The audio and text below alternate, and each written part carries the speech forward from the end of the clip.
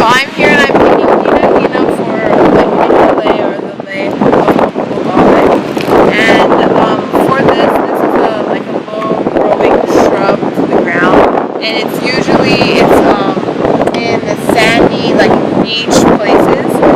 So that's where it grows. And for this, you kind of want to pick it as low as you can because it's so low growing that there's not much stem. But you try and get it as low to the ground, and then you can clean it a little bit because this one, it's summertime, so it's hot, and it's kind of yellowing on some of these leaves. So you can pick off the ones that are really yellow, and then you just keep collecting like that until you have a pretty good amount. And you don't want to overpick any bush, so just like pick the amount that. See, look at all those dead ones too.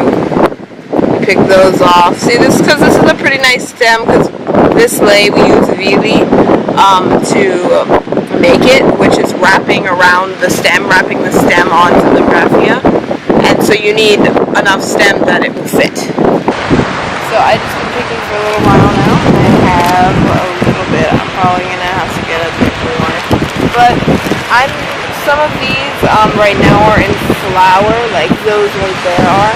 And we're not really picking the ones in flower. If you want that in your lei, you can pick it, but it doesn't usually have the flowers in it.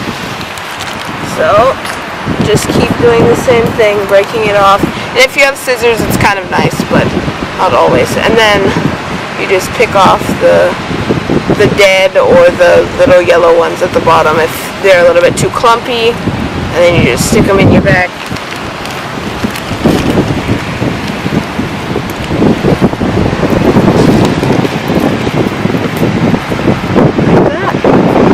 All of that off.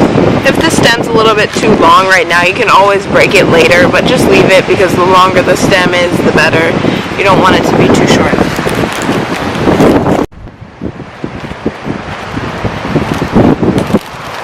Okay, so the goal of picking is kind of like where you've just picked, you don't really want to be able to tell that you were actually there picking. So it's like just like you didn't make any dent on the amount of hinahina that was there. And then what you also want to do is the size of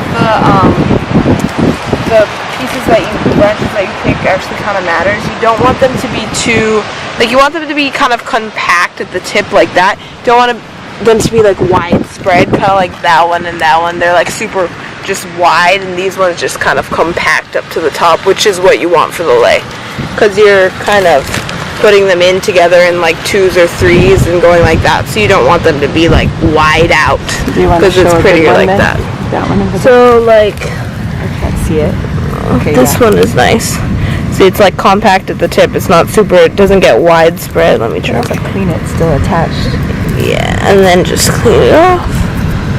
And it's okay if some of the stems actually curve like that instead of being straight up, because that's how you're putting them into the lei, like that, instead of putting them straight. Okay, so today we're making the Hinahina Lei, and it's the same type of lei that we use for ohia, which is the vili lei, but today I'm going to make it a little bit differently, and I'm going to use just banana backing instead of using raffia to wrap around. I'm still using the raffia to wrap in the pieces of hinahina I have, but this is now going to be my backing instead of lots of pieces of lots of pieces of raffia. So what you should do is you should just cut this strip of banana like 1 inch down along the whole thing, and you want it as long as you can get it because it's better for it to be long than to break accidentally through the process of making it. Okay. So you just tie a regular square knot, well, not a square knot, just one knot on the end of your piece of banana strip, and then you need to leave a little bit on the end so you could like tie it around your head in the back, connected to the other part of the lei. And then you just start stringing it. So what you want to do with the hinahina is you take like 2 or 3, oh no, maybe just 2 of this of these buds, and then you put them on, and you're just doing exactly what we did with the Hinahina Lei and wrapping them just twice around the base. So 1, 2, and then just like that. Then you just continue this to get 2, and wrap them.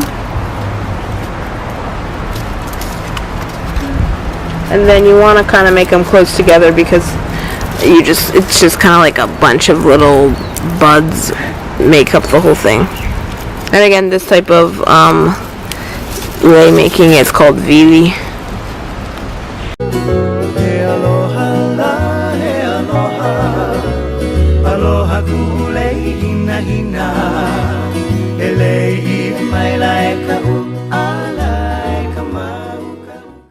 So I've gotten a little bit farther now, and I'm still just doing the same thing, 2 and then 2 wraps. And what you want to do is you want to make like for sure that you're getting all of the stems in here, because if there's one that sticks out, then that can sort of mess up the lei, because it's just kind of like it can break it at one point because you like forget to put that part of stem. Like that happens with vili. And then also I've been having some stems that are too long and like stick out kind of weird. Like that one is sticking out like the wrong way. So what you can do, don't cut them too short, but you can cut off like just a little bit so that it doesn't stick out like quite as much. And what's your cousin doing?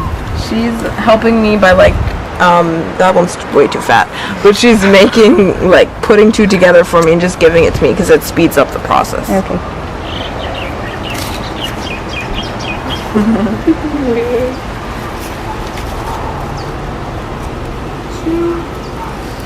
It's too short. And again, like with this type of lei, if it starts like curving or like turning a different way, it doesn't matter, because once you place it up to your head, it will all just fall straight.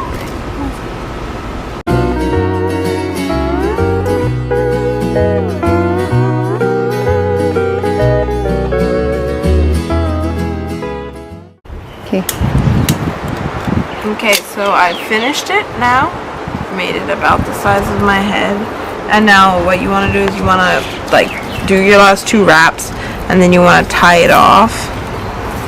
So you make like a loop, so you just don't come all the way over, and then you make a loop, then you just push it through. So it's just another just regular kind of knot, and then pull it tight onto the stem, and it's just, you can do that like 2 or 3 times just to make sure that it stays, right?